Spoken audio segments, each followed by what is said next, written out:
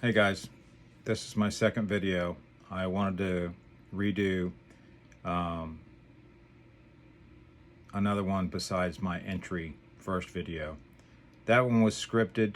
I had gone through, wrote down some points that I felt were important to convey, but again, it was scripted and me trying to memorize it and, say it back. It didn't come off naturally or maybe even sincere. Um, but that's why I'm doing this unscripted, because I want to talk to you like one man to another about this uh, hypocrisy of overtreatment that we are all, as men, a great deal of us are subjected to, or at least potential to. So I'm just going to touch base a quick bit on my history and cover a few things and go from there so that you know who I am, what I've gone through to get to this stage, and why I've chosen the path I have, and decide if that might correlate to your journey. Because all I'm doing this for is to help people avoid overtreatment and give some calm to the hype that high PSA numbers bring to a man.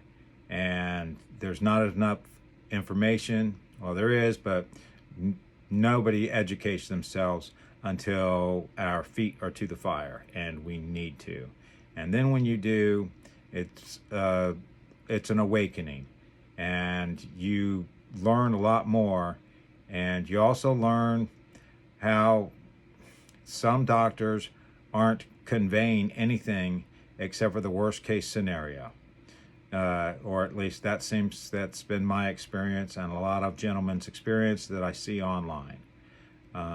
So again, I'm just here to try and help. If I can help one man avoid what they have tried and are continuing to try to put me through, then my job's done. But I feel like there's a lot more people out there than that, and statistically, I know that there are.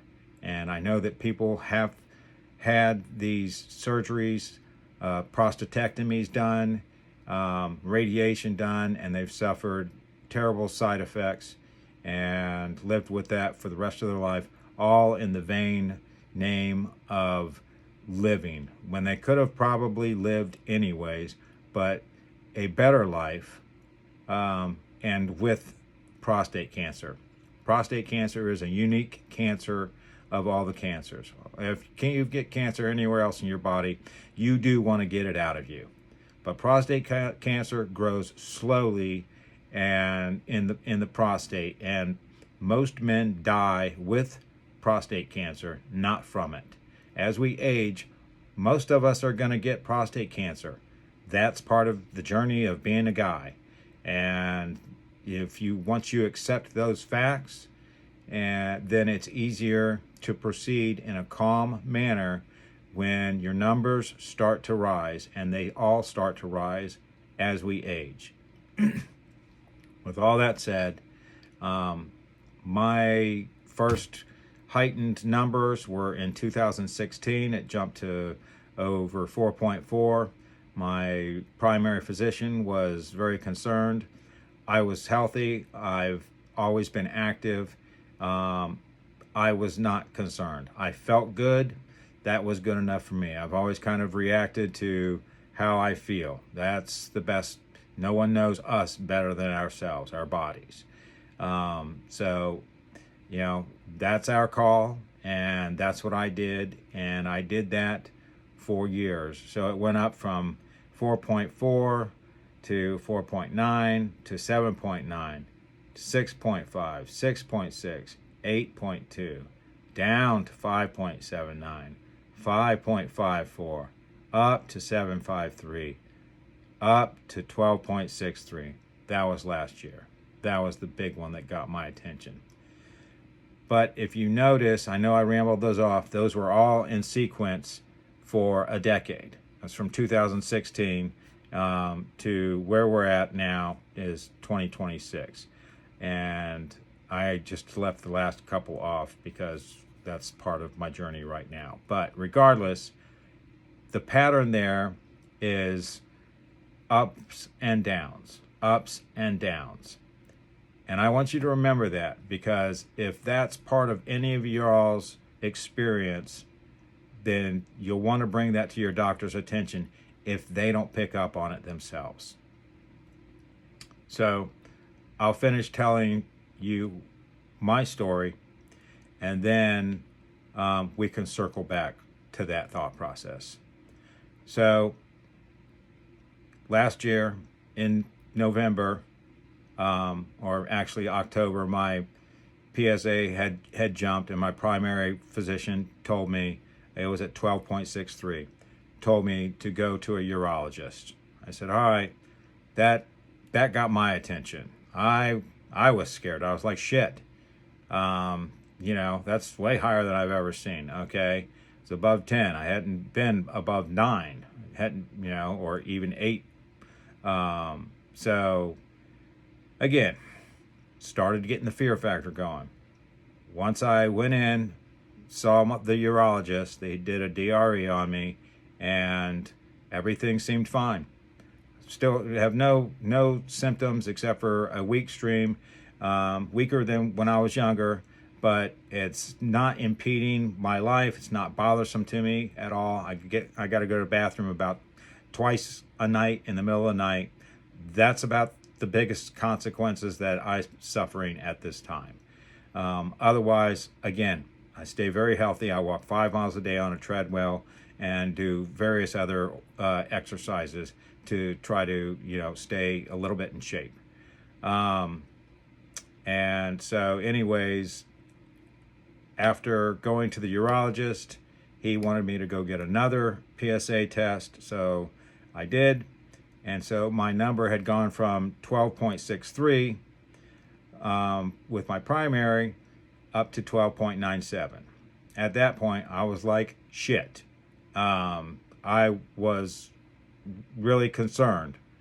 But at the same time, I was already kind of resolved. Like, if this is what's going to happen, I started reading about a prostatectomy, radiation, and I had resolved that I was going to live my best life no matter what. And I was going to just look for other alternative treatments. And that was my mindset. But when I went in to my doctor, and he sent me to get an MRI as well, which I'm like, okay, let's take a look. That's the best course of action. When I did that, I came back and they labeled me with a PIRADS 5 lesion in the TZ, the transitional zone. And as you go down through all of this, you just learn so much about everything we have no idea that's going on in our bodies. But so when I went back to my doctor, he told me that this was likely cancer, strong suspicion of cancer, and that he wanted to do a biopsy, and he wanted to do a prostatectomy in December. He wanted to rush me in because he felt that it was urgent, and warned me about missing my window of treatment, which I refuted. Told him I was not going to do any of that, and he basically, wished me luck. But what I found out later on is, I'll reveal that shortly, but I just left that appointment kind of disappointed, like, that's all they got. He's like, if you don't let me do a biopsy, I can't do anything for you. And I was like, okay, well, I guess it's bye.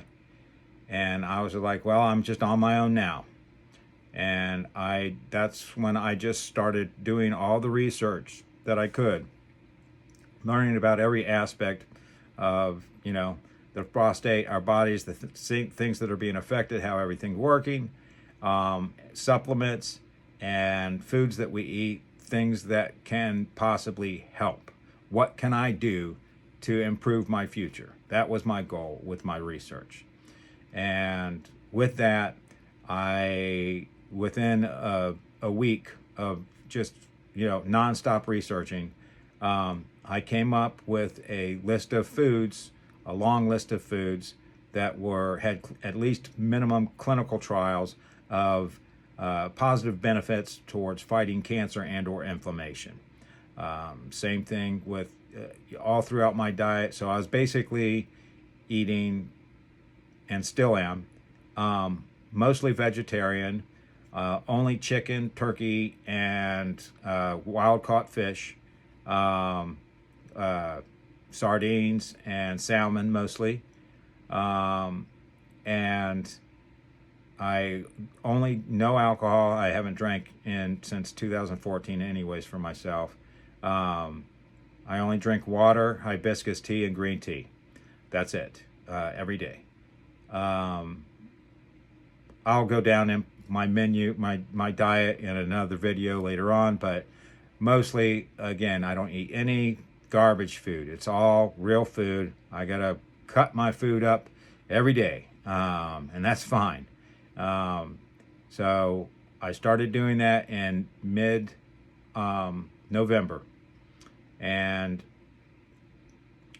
halfway through, I'm going to order myself a PSA test off of Quest, which you can do. You pay for yourself without a doctor's order. So I'm going to do that. And I can read the numbers and figure this out.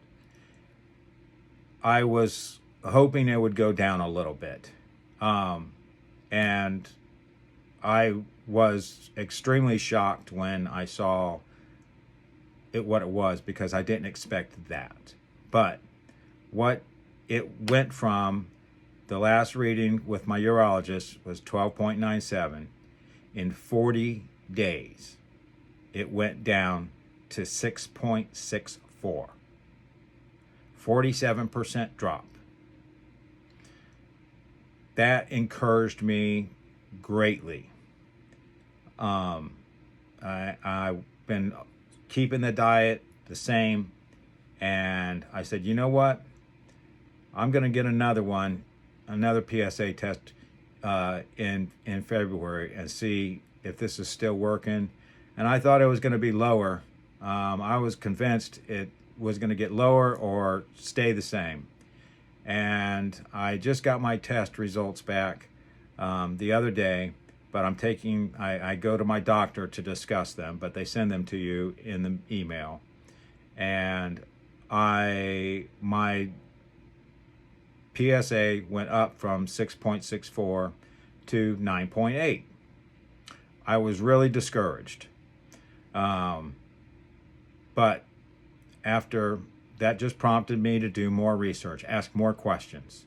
The information's out there, guys. You just got to hunt it down. It's out there. And remember what I said. If your pattern follows this pattern, then pay attention. So I get my test back, and it had gone from 6.64 up to 9.8. I was really disappointed. I really thought it was going to stay right around the same area or go down. And I was like, damn it. Here it goes again. It's going back up. But that just prompted me to do more research to try to figure out what the heck's going on with the up and down stuff.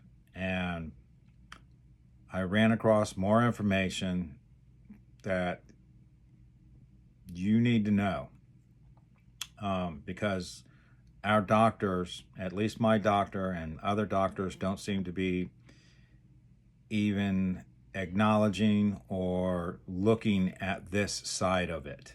Everybody seems to be going straight to the worst case scenario, cancer, PIRADS 5, urgently, we got to do this before it gets out. And I think that's a disservice to a lot of men. And doesn't sit well with me personally.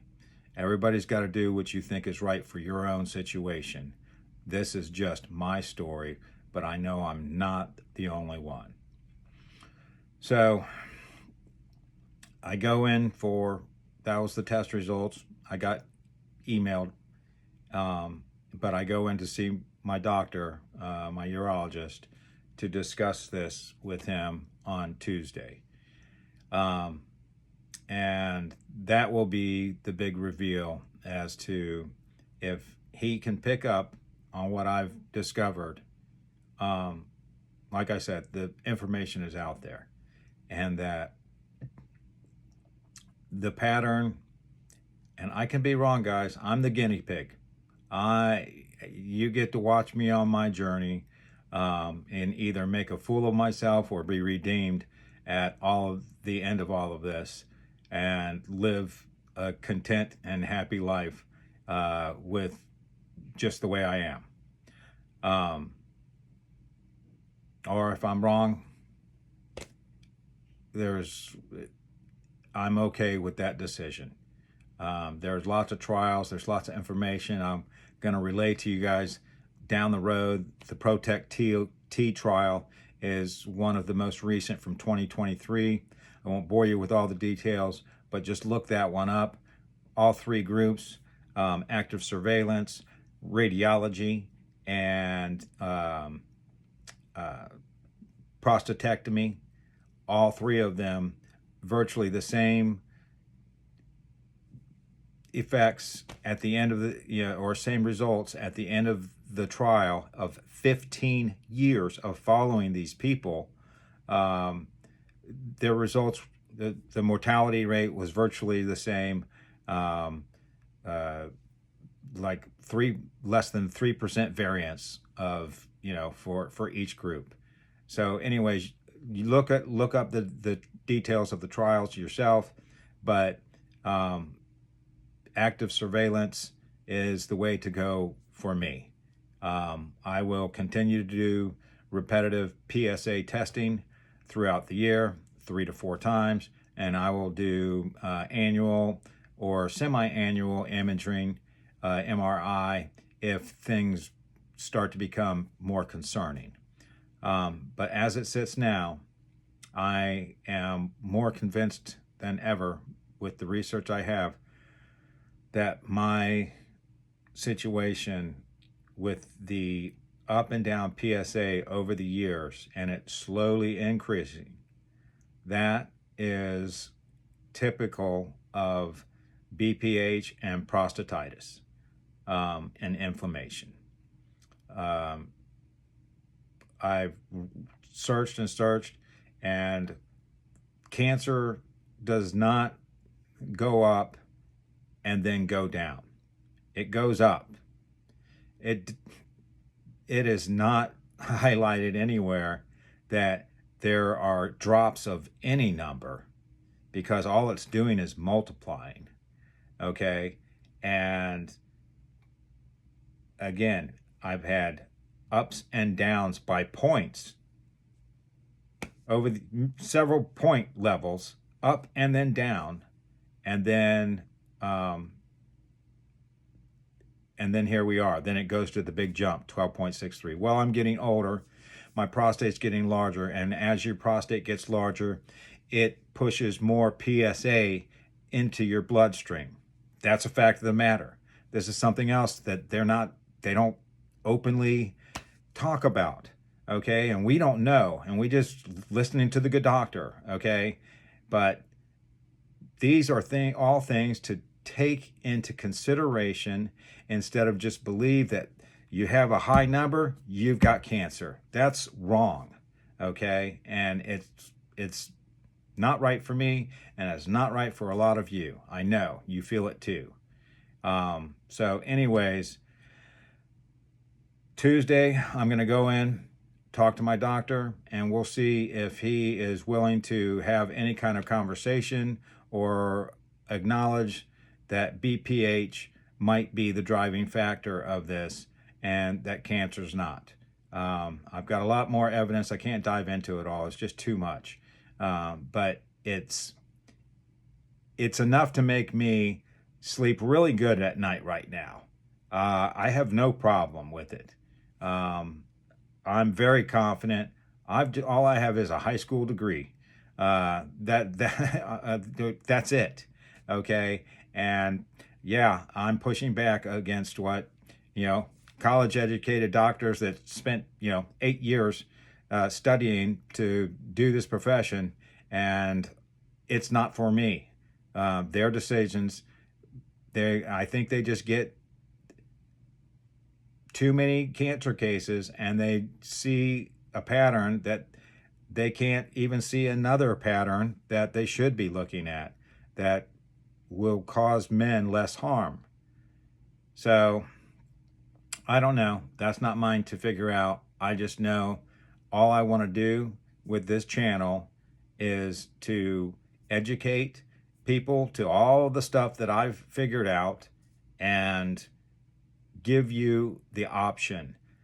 There is rarely a reason to just run into surgery or radiation.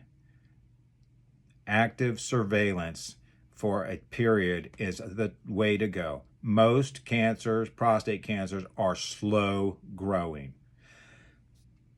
Again, I am not a doctor. This is not medical advice. This is just what I have learned and what I have done and will continue to do. And as I said, I'm just trying to help out anybody, to keep anybody from going through these horrendous procedures that really don't offer any extra longevity in your life. So I will post an additional update after I go Tuesday. I'll be posting another video like this one, much shorter though. Either Tuesday night or Wednesday. I'll post that and get that out. But other than that, I'll be continuing to put my shorts out with, little pieces of information. There's just so much to cover. I can't put but a little bit in each short. That's what we're doing right now. And I'll continue to do, videos in the future.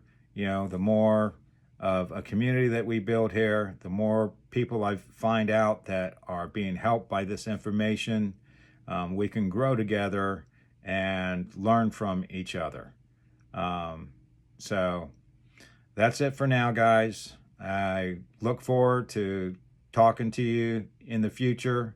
I will see you in the shorts.